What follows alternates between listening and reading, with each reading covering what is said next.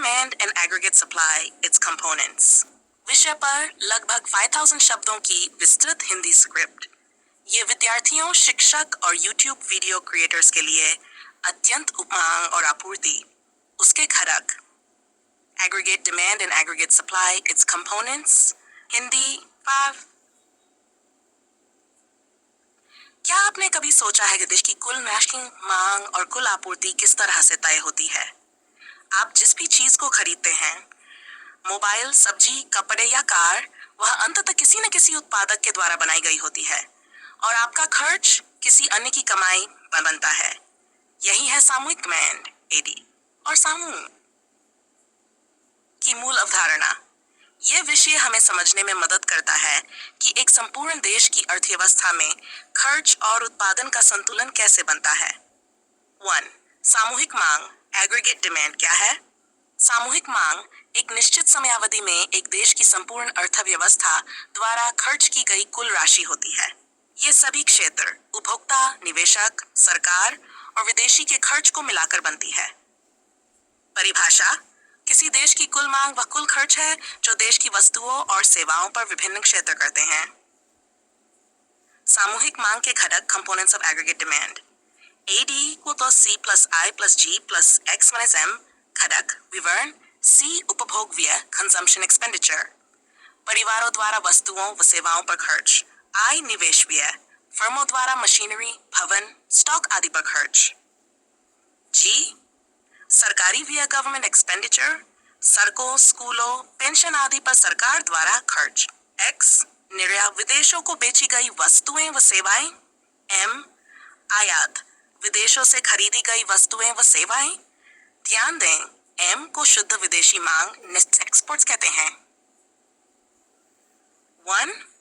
उपभोग व्यय C किसी भी देश की अर्थव्यवस्था में उपभोग सबसे बड़ा हिस्सा होता है। इसमें रोजमर्रा की वस्तुएं, सेवाएं, भोजन, कपड़े, किराया आदि पर खर्च शामिल होता है। निवेश व्यय फर्मों द्वारा किया गया पूंजीगत निवेश, जैसे मशीनरी खरीदना, गोदाम बनवाना। इसमें आवासीय और व्यावसायिक निवेश दोनों आते हैं। सरकारी व्यय सरकार द्वारा स्कूल, अस्पताल, पेंशन, सब्सिडी, रक्षा पर किया गया खर्च। इसका मूल उद्देश्य है जन कल्याण और आर्थिक स्थायित्व। निर्यात X जब विदेशी देश भारत की वस्तुएं खरीदते हैं, जैसे चाय, IT सेवाएं, कपड़े, इससे देश को विदेशी मुद्रा प्राप्त होती है। आयात M जब भारत विदेशी वस्तुएं खरीदता है, जैसे तेल, इलेक्ट्रॉनिक्स, इससे देश की मुद्रा बाहर जाती है। सामूहिक मांग व क्रय शक्ति का संबंध। यदि व्यक्तियों की आय बढ़ती है तो वे ज्यादा खर्च करते हैं, AD बढ़ती है। यदि मुद्रास्फीति होती है तो वस्तुएं महंगी होती है, AD घट सकती है।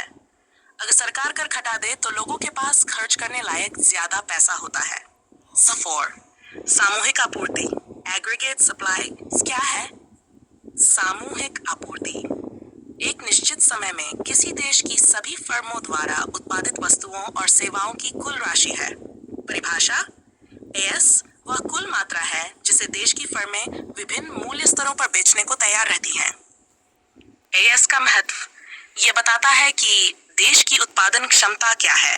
ये GDP से सीधा संबंध रखती है। मूल्य स्तर और रोजगार पर इसका प्रभाव पड़ता है।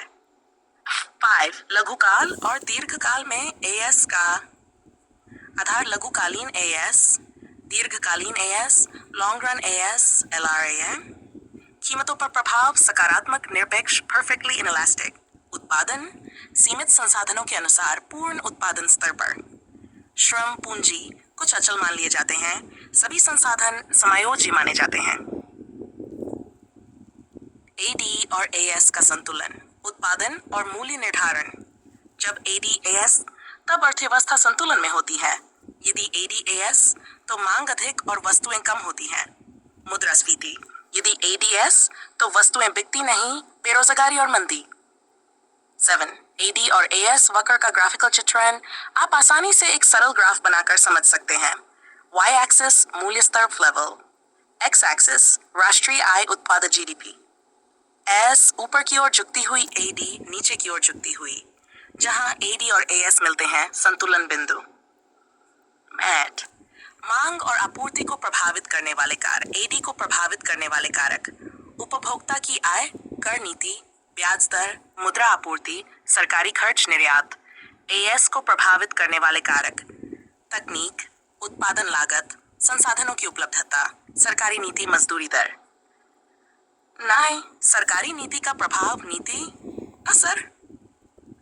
मौद्रिक नीति द्वारा ब्याज दर घटाकर एडी को बढ़ा सकती है। राजकोषीय नीति खर्च बढ़ाकर या कर घटाकर एडी बढ़ा सकती है।